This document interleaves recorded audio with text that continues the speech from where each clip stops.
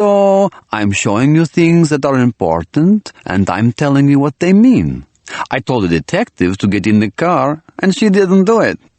Maud Bullard was her name, no? Maud Bullard wanted to act like the tough cop. Now she's the dead cop. Not so tough after all. The car sped away from the murder scene, leaving the French detective dead in the street. We changed cars a few blocks from the shooting, getting into a much less obtrusive gray Peugeot. For what it was worth, I memorized both license plates. Now we go for a little ride in the country, said the Russian man, who seemed to be having a good time so far. Who are you? What do you want from me? I asked him. He was tall, maybe 6'5", and muscular, very much the way I had heard the wolf described. He was holding a Beretta pointed at the side of my head. His hand was rock steady, and he was no stranger to guns and how to use them. It doesn't matter who I am, not in the least. You're looking for the wolf, aren't you? I'm taking you to meet him now. He threw me a dark look, then handed me a cloth sack. Put this over your head, and do exactly as I say from now on.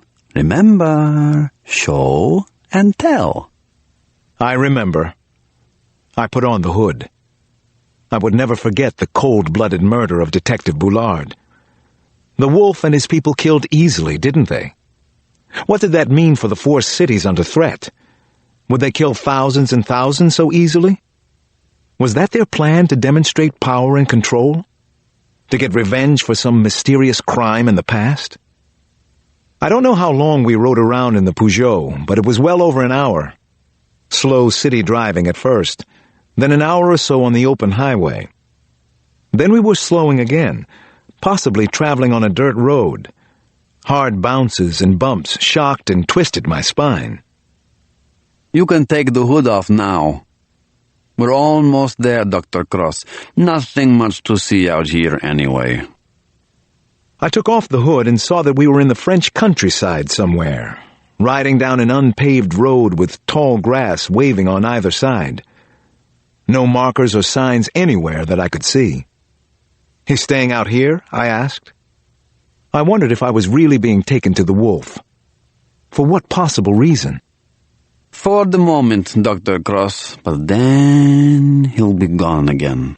As you know, he moves around a lot. He is like a ghost, an apparition. You'll see what I mean in a moment. The Peugeot pulled up in front of a small stone farmhouse. 2 armed men immediately came out the front door to meet us. Both held automatic weapons aimed at my upper body and face. Inside, said one of them. He had a white beard but was nearly as large and muscular as the man who had accompanied me thus far. It was obvious that he had seniority over Blackbeard, who had seemed in control until now. Inside! Hurry up! Can't you hear, Dr. Cross? Whitebeard then said to me, He is an animal. He shouldn't have killed the woman. I am the wolf, Dr. Cross. It's good to meet you at last.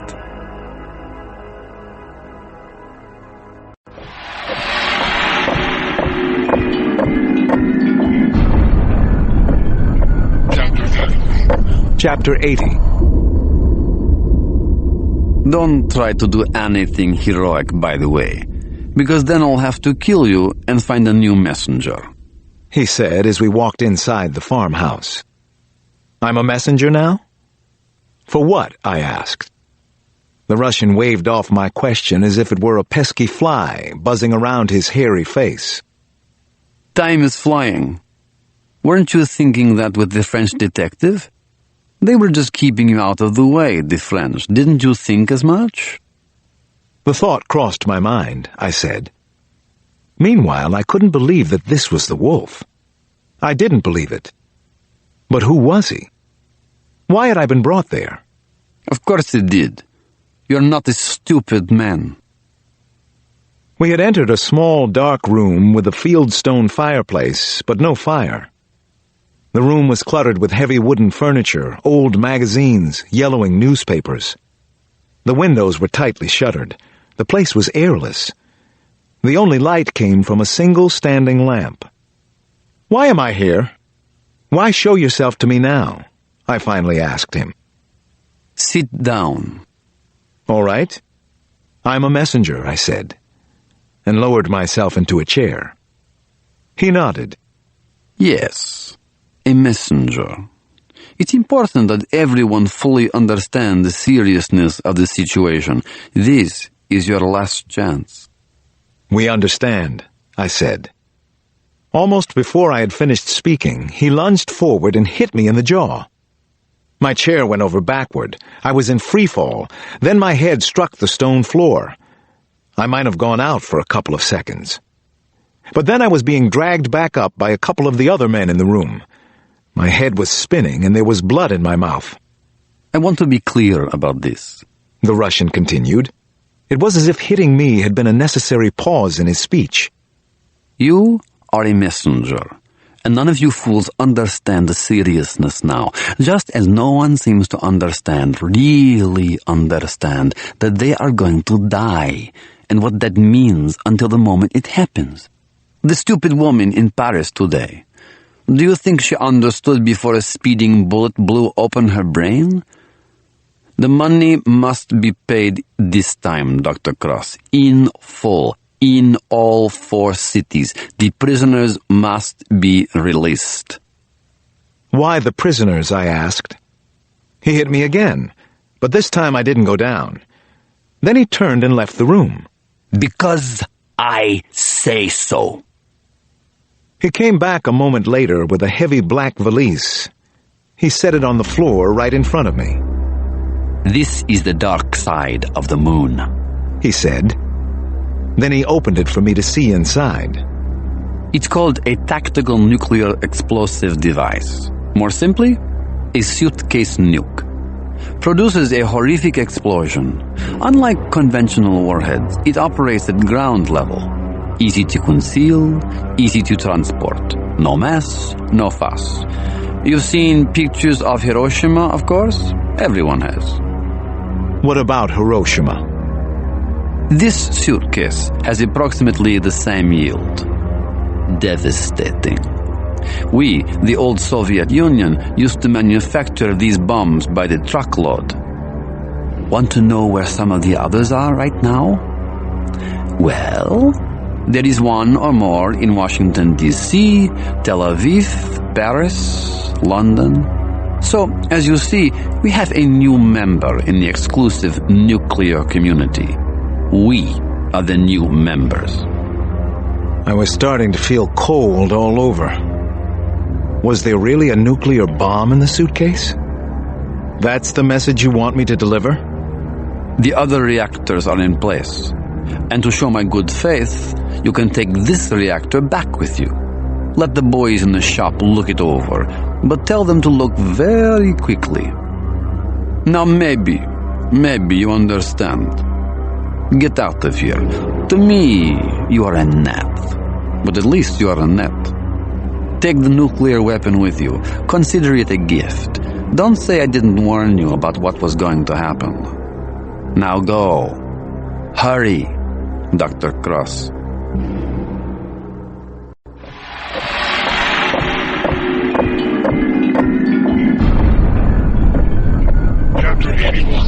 Chapter 81. Everything was a blur from there on that afternoon. The dark cloth hood had just been for show, I figured, since I wore nothing over my eyes on the ride back to Paris, which seemed a lot shorter than the ride out. I kept asking my captors where I was being taken with the suitcase bomb, but neither man in the car would give me an answer. Not a word. They spoke nothing but Russian on the ride. To me, you are a gnat. Take the nuclear weapon with you. Soon after we entered Paris, the Peugeot stopped in the crowded parking lot of a shopping center.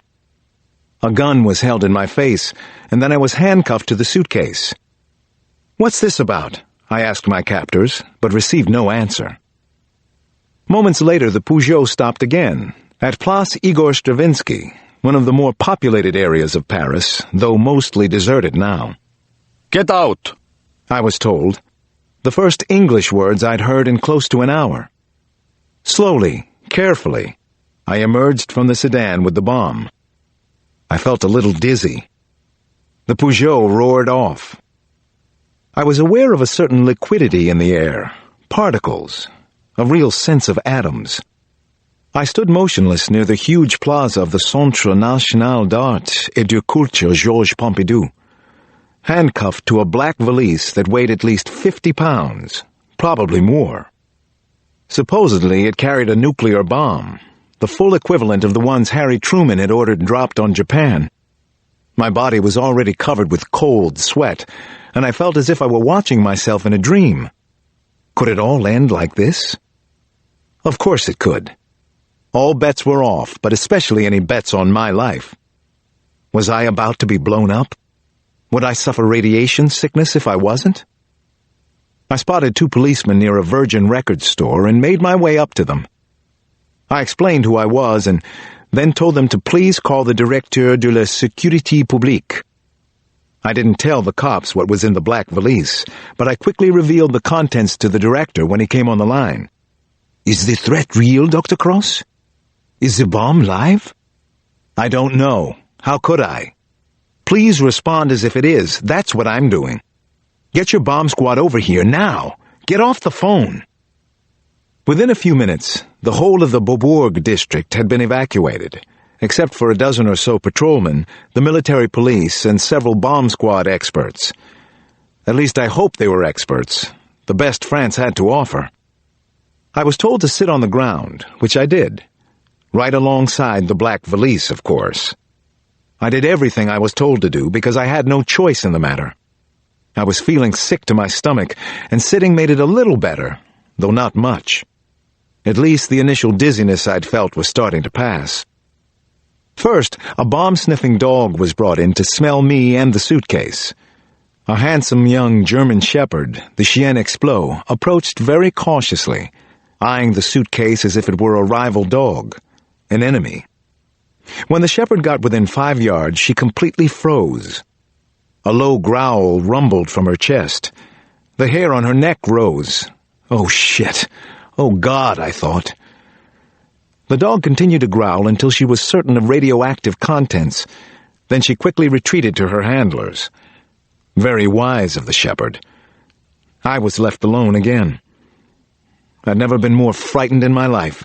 Nothing had come even close. The thought of being blown apart, possibly vaporized, isn't pleasant. It's a tough one to wrap your mind around. After what seemed like an eternity, though it was only a few minutes, 2 bomb squad technicians in moon suits cautiously headed my way. I saw that one of them was clutching bolt cutters. God bless him. This was such an incredibly surreal moment. The man with the cutters knelt down beside me. "It's okay. You're okay," he whispered. Then he carefully sliced through the handcuffs. "You can leave. Get up slowly," he said. I rose cautiously, rubbing my wrist, but already backing away from the suitcase. My alien-looking escorts and I hurried out of the designated hot zone to where 2 black bomb squad vans were parked. Of course, the van was still in the hot zone as well. If a nuclear bomb went off, at least a square mile of Paris would be vaporized instantly. From inside one of the vans, I watched the team of technicians work to deactivate the bomb. If they could. I never considered leaving the scene, and the next few minutes were the longest of my life. No one in the van spoke, and we were all holding our breath. The idea of dying like this, so suddenly, was almost impossible to conceive. Word came back from the French bomb technicians. "The suitcase is open." Then, less than a minute later, "The fissile material is there. It's real. It seems to be in working order, unfortunately." The bomb was real. It wasn't a fake threat. The wolf was still keeping his promises, wasn't he? The sadistic bastard was everything he said he was. Then I saw one of the technicians pump his arm in the air. A cheer went up around the console in the van. I didn't understand exactly what had happened at first, but it seemed like good news. No one explained anything to me.